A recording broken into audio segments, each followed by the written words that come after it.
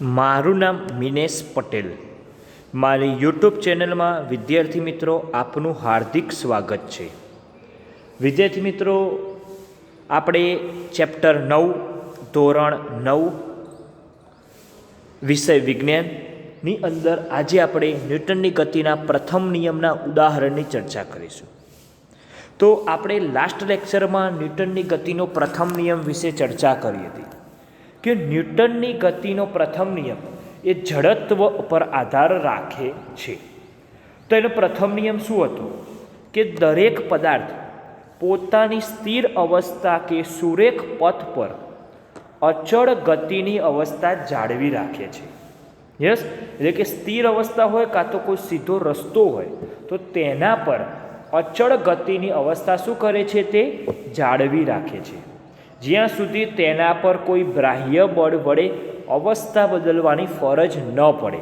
એટલે કે ધાર્યું કે કોઈ પદાર્થ હોય એ સ્થિર હોય, યસ, તો સ્થિર હોય અથવા તો સુરેખ પથ પર અચળ ગતિની અવસ્થા જાળવી રાખે. જો સ્થિર હોય તો સ્થિર જ રહે, પરંતુ જો વસ્તુ ભારે હોય અને સ્થિર હોય અને જો એને ગતિમાં વધારે લાવવી હોય તો બહારનું એટલે કે બાહ્ય બળ લગાડવું પડે. યસ, એટલા માટે ન્યૂટનની ગતિનો પ્રથમ નિયમ હતો. તો આપણે હવે પહોંચ્યા છીએ પ્રવૃત્તિ 9.1. તો એની ચર્ચા કરીએ કે પ્રવૃત્તિ 9.1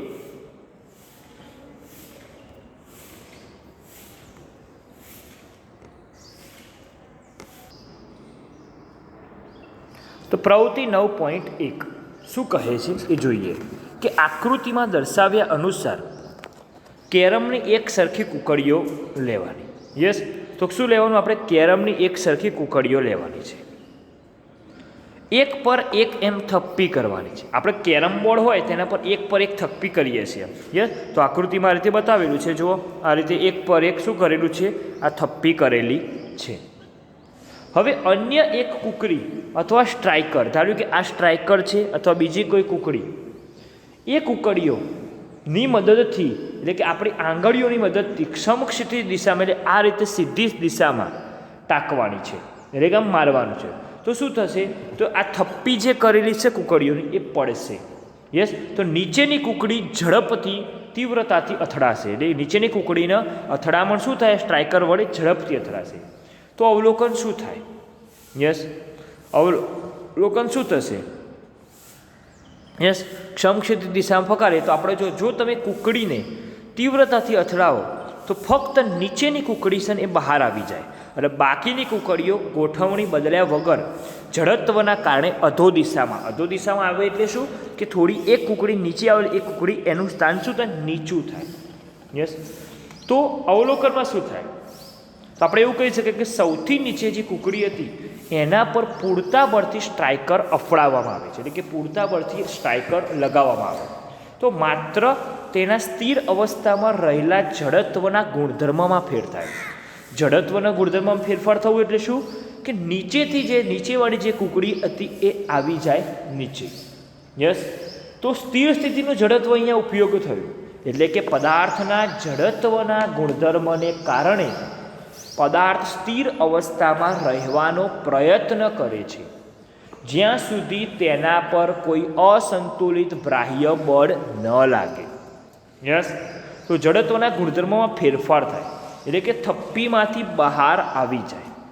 પણ થપ્પીની બાકીની કૂકડીઓ છે જડત્વના કારણે નીચે અધો દિશામાં આવે. યસ, તો અહીંયા પ્રયોગમાં શું કહેવા માગે છે કે સ્ટ્રાઇકર વડે જો કૂકડીને મારીએ તો નીચેની કૂકડી સાઈડમાં આવી જાય એટલે કે નીકળી જાય અને બાકીની કૂકડી અધો દિશા એટલે કે એક કૂકડી નીચે આવે, એટલે કે બધાની કૂકડીઓમાં એક સ્ટેપ નીચે આવે. તો આ રીતે આપણે પદાર્થનું જડત્વ સમજાવી શકીએ છીએ. યસ, હવે આગળ જોઈએ પ્રવૃત્તિ 9.2 કે આકૃતિમાં દર્શાવ્યા પ્રમાણે. જો પ્રવૃત્તિ 9.2માં શું છે? ધારો કે આકૃતિ છે, તો આકૃતિમાં દર્શાવ્યા પ્રમાણે કાચના એક ખાલી ગ્લાસ, ધારો કે કાચનો એક આ ખાલી ગ્લાસ છે, ખાલી ગ્લાસ પર કડક પત્તાને, ધારો કે આ પટ્ટો મૂકેલો છે, પત્તાને મૂકી તેની પર એક 5 રૂપિયાનો સિક્કો મૂકો. પત્તાને આંગળી વડે સમક્ષિતિજ દિશામાં ખૂબ ઝડપથી મારો. તો શું થશે? તો પછી આ સિક્કો છે પાણીની અંદર નીચે આવશે. યસ, તો શું થાય? તો કે અહીંયા કડક પત્તા પર આપણું શું લગાડવાનું છે? કયું બળ લાગે છે? બાહ્ય બળ લાગે છે. યસ, અને બાહ્ય બળ આપણે લગાવવા જઈએ તો માત્ર તેની સ્થિર અવસ્થામાં રહેલા જડત્વના ગુણધર્મમાં ફેરફાર થાય. કારણ કે જડત્વનો ગુણધર્મ છે સ્થિર અવસ્થામાં રહેલો પદાર્થ સ્થિર રહે છે, અને જો તેને વધારે બળથી ગતિ કરાવવો હોય તો તેને કોઈ બાહ્ય બળ લગાવવું પડે. યસ, તો તેના ઉપરનો સિક્કો પોતાના જડત્વના ગુણધર્મને રીતે સ્થિર સ્થિતિમાં આવવાનો પ્રયત્ન કરે. એટલે કે સિક્કાને કડક પત્તાનો આધાર ના મળે, અને એટલે માટે તે પ્યાલામાં પડી જાય છે.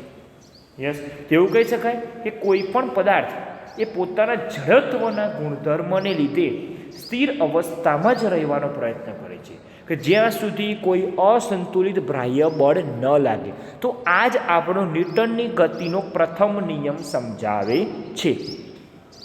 યસ, તો શું થાય? આપણે પત્તાના મારીએ તો સિક્કો નીચે આવી જવાનો છે. યસ, નીચે ગ્લાસમાં પડે છે.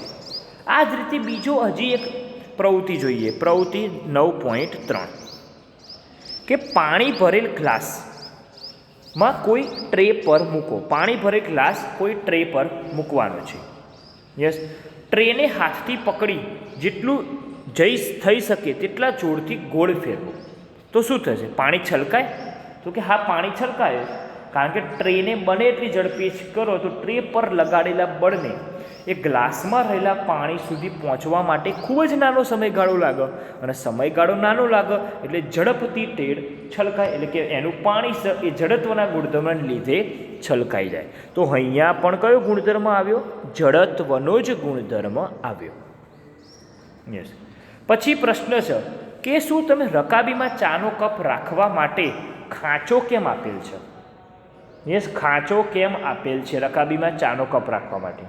પ્રશ્ન થાય તો એવું કહી શકાય કે રકાબી અને કપ જેવા કપ તેવા દ્રવ્યમાંથી બનાવવામાં આવેલા હોય છે કે જેના કારણે તેઓ લીસી બાહ્ય સપાટી ધરાવતા હોય. કેવી સપાટી ધરાવે છે? લીસી બાહ્ય સપાટી ધરાવે. હવે જો રકાબીમાં કપ રાખીએ, ધારો કે રકાબીમાં કપ રાખવા માટે ગોળ ખાંચો ન રાખવામાં આવે તો અચાનક કોઈ ધક્કો લાગે તો કપ ડગુમગું થઈને ગબડી પડે. યસ, એટલે જો લીસી બાહ્ય સપાટી ધરાવતા હોય છે, બરાબર, એટલા માટે એને ખાંચો રાખીએ તો તે ડગુમગું થઈને ગબડી પડે ધક્કો લાગવાની સ્થિતિમાં. ખાંચો ન રાખીએ તો, એટલે એવું કહી શકાય કે અચાનક ધક્કો લાગવાની સ્થિતિમાં રકાબી પરથી ચાનો કપ ડગમગ થઈને ગબડી ન પડે એટલા માટે રકાબીમાં ગોળ ખાંચો રાખવામાં આવે છે. હવે આપણે ન્યૂટનની ગતિનો પ્રથમ નિયમ જે જડત્વનું માન સમજાવે છે, તો એના જ પરથી આપણે નવો ટોપિક સમજીએ, જડત્વ તથા દ્રવ્યમાન કોને કહેવાય. યસ, તો આપણે ઘણા બધા ઉદાહરણો જોયા. યસ, ઘણા બધા ઉદાહરણો પ્રવૃત્તિઓ દર્શાવે છે કે પ્રત્યેક વસ્તુ છે ને પોતાની ગતિમાન અવસ્થામાં શું કરે છે? ફેરફારનો વિરોધ કરે છે. કેમ? કારણ કે સ્થિર સ્થિતિમાં રહેલો પદાર્થ હતો. યસ, અને જો વજનદાર પદાર્થ હોય તો તે પોતાની સ્થિર અવસ્થા જાળવી રાખે છે, પરંતુ જો તેને આપણે કોઈ અસંતુલિત બાહ્ય બળ એટલે કે વધારાનું બળજબરીપૂર્વકનું જો બળ લગાવીએ તો તે ગતિમાં આવે છે. એટલે કે તેના પર જડત્વ લગાવ્યું કહેવાય. યસ, એટલે કે સ્થિર સ્થિતિમાં અવસ્થામાં રહેલો હોય તો સ્થિર, અને ગતિમાન અવસ્થામાં હોય તો સતત ગતિમાં રહેવાનો પ્રયત્ન કરો. યસ, સ્થિર હોય તો સ્થિર રહે, ગતિમાં હોય તો ગતિમાં રહે. આની વ્યાખ્યાનું નામ શું આવે છે? સંતુલિત બળ. તો વસ્તુના આ જ ગુણને શું કહે છે? તેનું જડત્વ કહે છે. તો જડત્વની પરફેક્ટ વ્યાખ્યા આપવી હોય તો કેવી રીતે આપી શકાય? કે પ્રત્યેક પદાર્થ પોતાની ગતિની અવસ્થામાં થતા ફેરફારનો વિરોધ કરે છે. જો તે સ્થિર અવસ્થામાં હોય તો સ્થિર, અને ગતિમાન અવસ્થામાં હોય તો સતત ગતિમાં રહેવાનો પ્રયત્ન કરે છે. તો પદાર્થના આ ગુણને જડત્વ કહે છે. યસ, હવે દળ અને જડત્વ વચ્ચેનો આપણે સંબંધ સમજવો છે. તો કેવી રીતે સમજી શકાય કે દળ કોને કહેવાય, જડત્વ કોને કહેવાય? તો આપણે ધારો કે પુસ્તકોથી ભરેલું જે બોક્સ હોય એ બોક્સની સાપેક્ષે ખાલી બોક્સને ધક્કો મારવો સરળ છે. શું છે? ખાલી બોક્સને ધક્કો મારવો સરળ છે. તે જ રીતે જો આપણે એક ફૂટબોલને કિક મારીએ તો તે દૂર સુધી ગતિ કરે છે. ત્યારે તેટલા જ બળથી તેટલી જ સાઈઝના પથ્થરને કિક મારીએ તો તે ભાગ્યે જ ગતિ કરે, કારણ કે પથ્થર તો ભારે હોય. યસ, એટલા માટે આપણે એવું કહી શકીએ કે આવું કરતી વખતે આપણને પગને ઈજા પણ થાય. યસ, પગને ઈજા થાય. તો આ જ રીતે આપણે પ્રવૃત્તિમાં આગળ જોયું કે 5 રૂપિયાના સિક્કાને બદલે જો 1 રૂપિયાનો સિક્કો લઈએ તો 1 રૂપિયાનો સિક્કો ઝડપથી પાણીની અંદર જશે અને 1 રૂપિયાના સિક્કાનું વજન 5 રૂપિયાની સિક્કાની સાપેક્ષે ઓછું હશે, એવું કહી શકાય. યસ, તો માટે આ જ ક્રિયા કરવા માટે આપણે ઓછા બળની જરૂર પડે, એવું કહેવાય.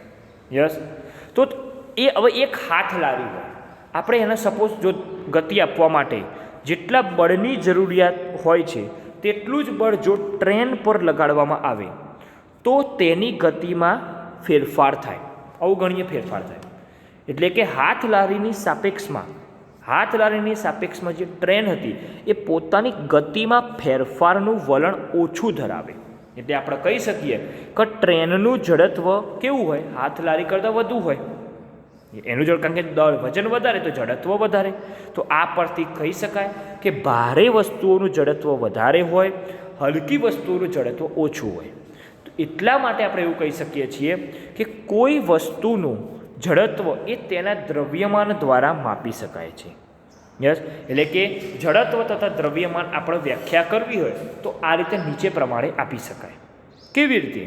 તો એ રીતે આપી શકાય કે જડત્વ એ પદાર્થનું એવું કુદરતી વલણ છે કે જે પદાર્થની સ્થિર કે ગતિમાન અવસ્થામાં થતા ફેરફારનો શું કરે છે? તો કે વિરોધ કરે છે. ફેરફારનો વિરોધ કરો એટલે આપણે એવું કહેવાય કે કોઈ વસ્તુનું દ્રવ્યમાન એ તેના જડત્વનું જ માપ છે. કોઈ વસ્તુનું દ્રવ્યમાન હતું એ તેના શું છે? તો કે તેના જડત્વનું જ માપ છે. આપણે એવું કહી શકીએ છીએ. યસ, હવે પછી આ જડત્વનું માપ આવ્યું તો પ્રશ્ન થાય કે પદાર્થનું જડત્વ જેમ વધુ હોય તો શું તેની મૂળ પ્રારંભિક અવસ્થામાંથી નવી અવસ્થામાં જવાનો પ્રતિકાર વધુ કરે? તો કે હા, વધુ કરે છે. એટલા માટે કહેવાય કે વધુ દળ ધરાવતા પદાર્થનું જડત્વ વધુ અને ઓછું દળ ધરાવતા પદાર્થનું જડત્વ ઓછું હોય છે. એટલા માટે કહેવાય કે જડત્વ એ પદાર્થનું એવું કુદરતી વલણ છે કે જે પદાર્થની સ્થિર કે ગતિમાન અવસ્થામાં થતા ફેરફારનો શું કરે છે? વિરોધ કરે છે. એટલે કે કોઈ પદાર્થનું દ્રવ્યમાન તેના જડત્વનું માપ હોય. યસ, હવે પ્રશ્નોના જવાબ જોઈએ આપણે નીચે કે નીચેના પૈકી કોનું જડત્વ વધુ છે? તો કોનું જડત્વ વધુ હોય? કે જેનું દ્રવ્યમાન વધારે એટલે કે પદાર્થનું દળ વધુ એનું જડત્વ વધારે. ધારો કે રબરનો દડો અને તેટલા જ પરિમાણવાળો પથ્થર, તો પરિમાણવાળા પથ્થરનું જડત્વ વધારે. સાયકલ અથવા ટ્રેન, તો ટ્રેન ભારે એમાં ટ્રેનનું જડત્વ વધારે. 5 રૂપિયાનો સિક્કો અને 1 રૂપિયાનો સિક્કો, તો 5 રૂપિયાના સિક્કાનું જડત્વ વધારે હોય. હવે આપણે એક સરસ મજાનું ફૂટબોલની કિકનું ઉદાહરણ લઈએ. તો કેવી રીતે છે જો એ તમને સમજવામાં ન્યૂટનની ગતિનો પ્રથમ નિયમ બહુ જ સારી રીતે ઉપયોગ થશે. કે નીચે આપેલા ઉદાહરણમાં શું છે કે દડાનો વેગ કેટલી વાર બદલાય છે તે જાણવાનું છે. તો ધારો કે ફૂટબોલમાં કેવું હોય, ફૂટબોલમાં 9-9ની ટીમ હોય.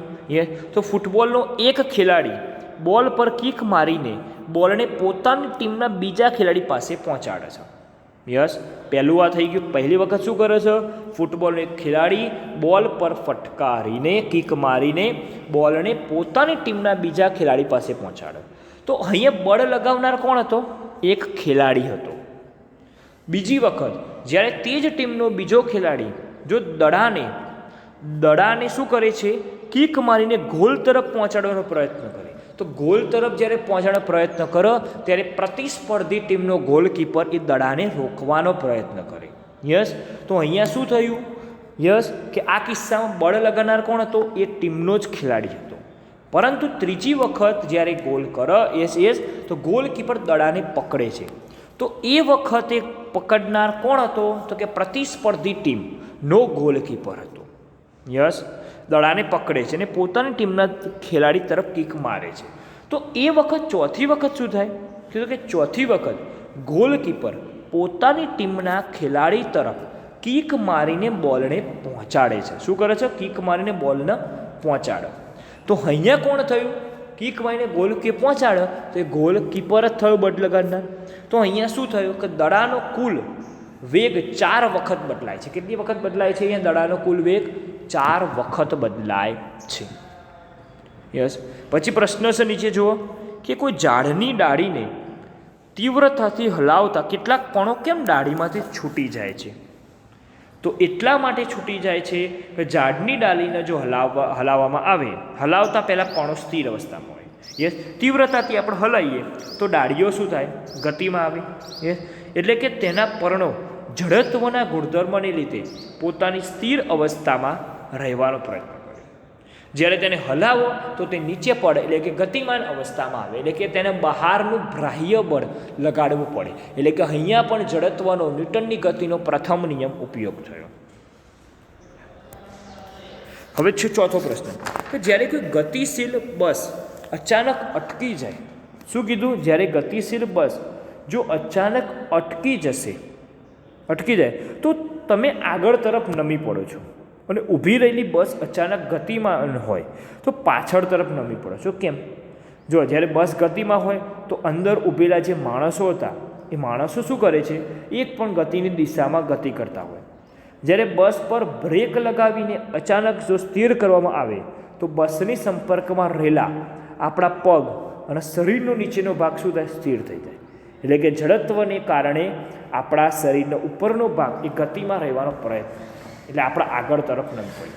હવે જ્યારે બસ ઊભી રહે, એટલે કે બ્રેક મારીએ તો અંદર ઊભેલા માણસો સ્થિર અવસ્થામાં, આપણે પણ સ્થિર અવસ્થામાં હોઈએ. જ્યારે અચાનક બસ ચાલુ થાય આપણે શું કરે છે?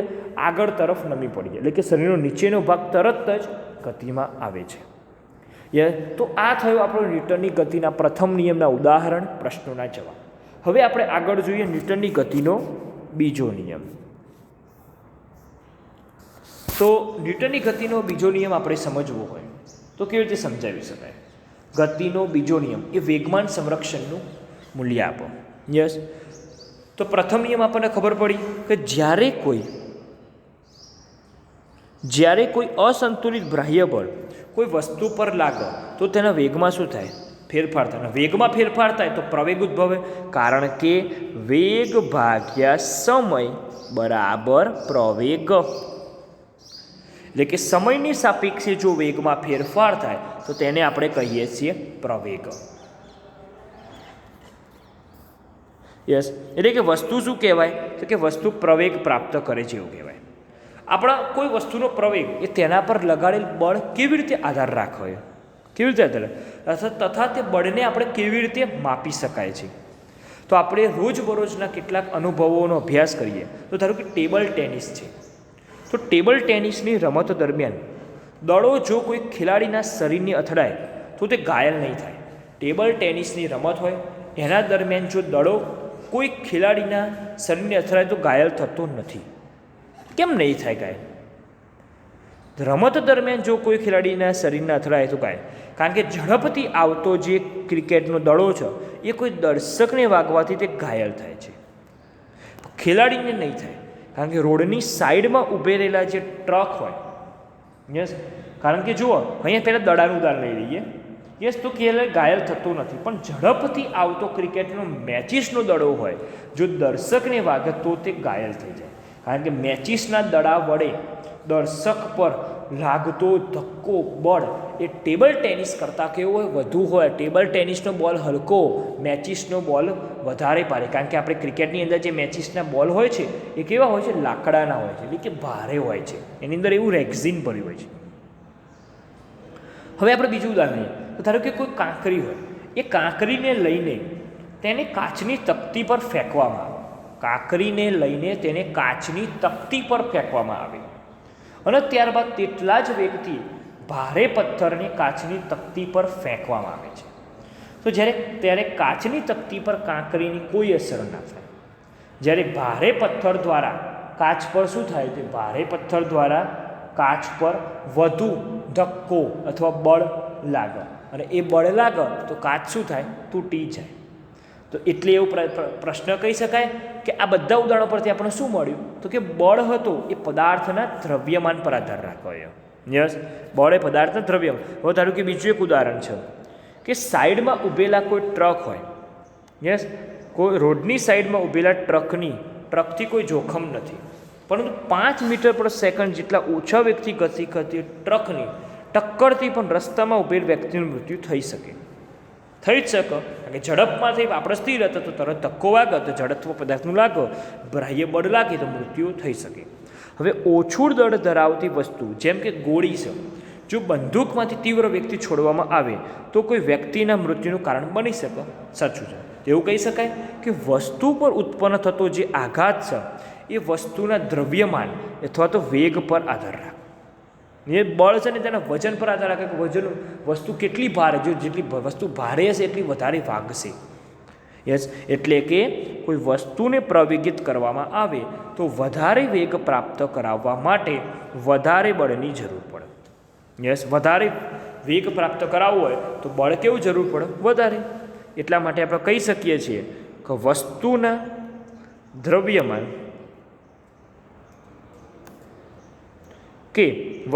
દ્રવ્યમાન તેમજ વેગ સાથે એક મહત્વપૂર્ણ રાશિ અસ્તિત્વ ધરાવે છે. તો ન્યૂટને આ રાશિને વેગમાન તરીકે ઓળખી. કઈ?